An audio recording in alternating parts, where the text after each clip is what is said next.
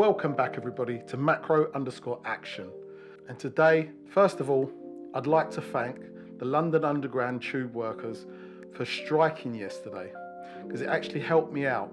I was about to trade in my gear and go between a 300mm f4, the 200mm f2.8 Panasonic Leica, or the 40 to 150 OM 2.8.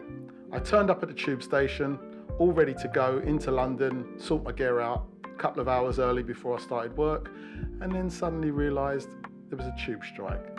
So with my heavy bag, I went to where I'm supposed to start work from, sat at McDonald's for a couple of hours and started doing some editing on my laptop. After that disappointment, I had to work. I finished work, came home late night, got up early in the morning with the kids screaming all over me, and as you do, I opened up Instagram and an advert came up from OM. I'm looking at it, not really paying too much attention, and I'm seeing the white lens, so I'm assuming it's the 150 to 400mm f4.5. Gets to near the end of the advert, which had stayed up, and I realised it said f2.8. That's when I woke up, started paying attention, started the video again, and it turns out it's the 50 to 200mm f2.8, a world's first from OM, constant aperture, which works out to 100 to 400mm f5.6 on a full frame equivalent. But you have to remember, it's still a constant 2.8 light gathering capability. So the depth of field will be different, but you're still collecting all those nice photons. This has all just added to my dilemma now, because not only have I got 3 options already, this has just added a 4th. So the first thing I do is go on YouTube, go through all the people that I normally watch, like Gordon Lang, Petapixel and whatever, and I just look through and see what they're saying about the lens, because obviously they've been given the lens up front. And obviously not many people do what I do, which is insects in flight at a macro level or close to a macro level. But they're talking about birding and wildlife. I don't consider a bird in wildlife lens for what I do really, because I have to look at the macro side of it. I'm always looking at macro capability of a lens. I'm not a so-called bird photographer anymore, as I haven't shot a bird in over a year now. I've just been concentrating on insects in flight at a macro level, but I have hankered after a lens that can do everything, so that when I do walk out, I'm not missing if I do see something, because I still like birds and I still like wildlife.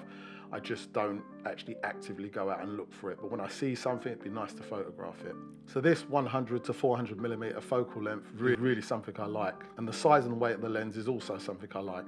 Nice and compact, internal focusing.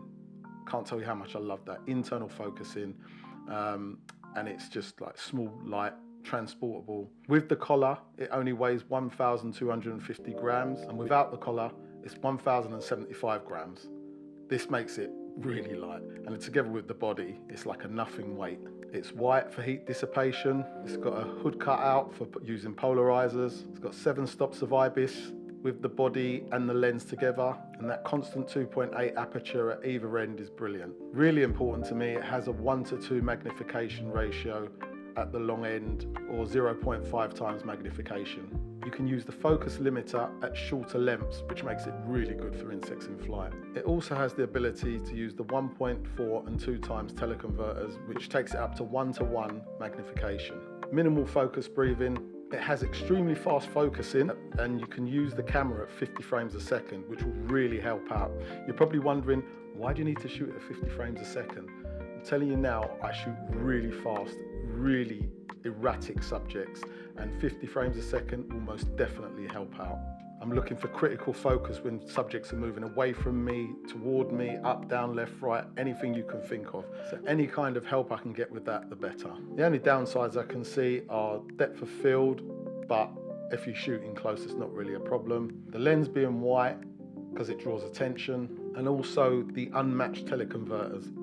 I'm hoping OM bring out new teleconverters just to use with this lens. So I'm going to leave you guys now so that I can quickly get off, trade my gear and put a pre-order in.